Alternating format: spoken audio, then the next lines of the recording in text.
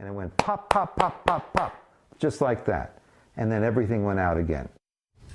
A Santa Fe couple is left frustrated as they have been living 2 days without power, not knowing when their electricity will be restored. And it's more than just an inconvenience.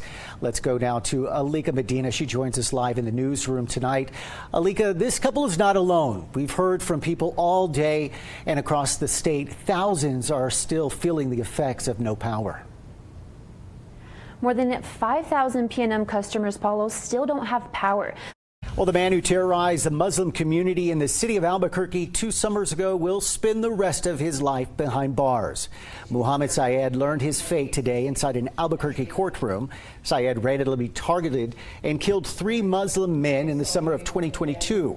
A jury convicted Syed in March for the murder of Aftab Hussein. Then in September, he took a plea deal for the other 2 murder cases he was still facing. Now, you've probably noticed a lot more sniffles around the office. That's because flu season is in full swing.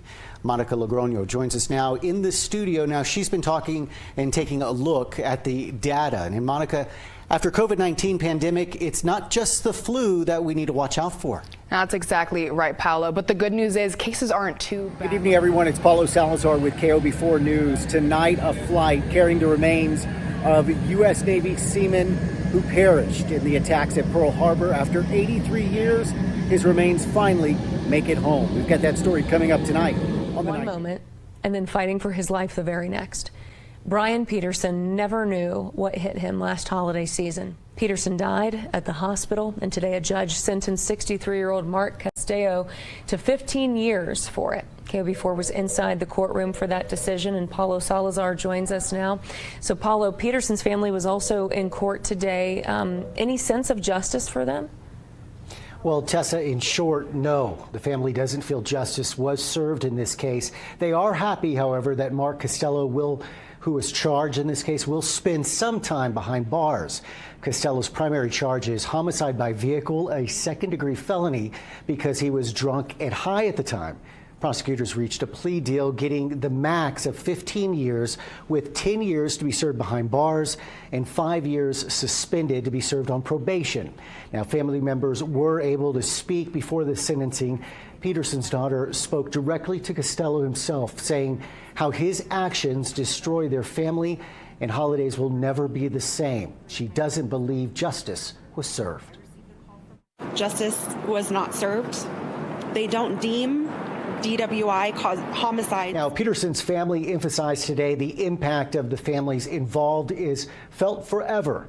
And as folks gather for this Thanksgiving holiday, it's a reminder to speak up if someone's had a few drinks, and be sure to let someone sober do the driving or catch a cab.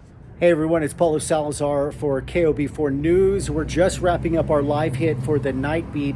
If you missed it and missed this story, we're outside of Por Vida Tattoo, and you may remember more than 2 weeks ago, the business owner, Bale Cisneros, was shot to death. Somebody walked into that business, fired the gunshots, killing him. Now, police are still on the lookout for the shooter. They're asking anyone with any information to give them a call. Now, if you missed this story tonight, go on to KOB4.com and you can watch it there. 5 of those vehicles actually belong to the Roswell Fire Department. So Albuquerque Fire Rescue answered their call for help and loaned them Fire Engine 7. Paulo Salazar met with AFR, and Paulo, they really didn't hesitate at all to step up. Tessa and Trevor, firefighters by nature rush to danger to help others. So it was a no-brainer when fellow firefighters from Roswell said they needed help with a fire engine, that Albuquerque Fire and Rescue would step up and loan them one of their own. The Albuquerque Fire Rescue is one of the busiest fire departments in the country. Recent reports show they respond on average to around 97,000 calls every year. Having working, up-to-date equipment and dependable vehicles is a must. So after losing several of its vehicles in last month's flood, the Roswell Fire Department asked for help. We actually are lucky enough to maintain a reserve fleet of engines, so we had a spare that we could part with for a little while. So they experienced some historic flooding in late October, and essentially they lost almost all their entire fire fleets. The loss came as firefighters battled flooding conditions as they rushed to save residents stranded in rising and fast-moving waters. In total, April, the Roswell Fire Department lost 5 vehicles. They lost 1 brush truck, 1 ladder truck, and 3 engine vehicles. It's an engine truck just like this one that's on loan to that fire department. Roswell Mayor Tim Jennings called it a 500-year flood.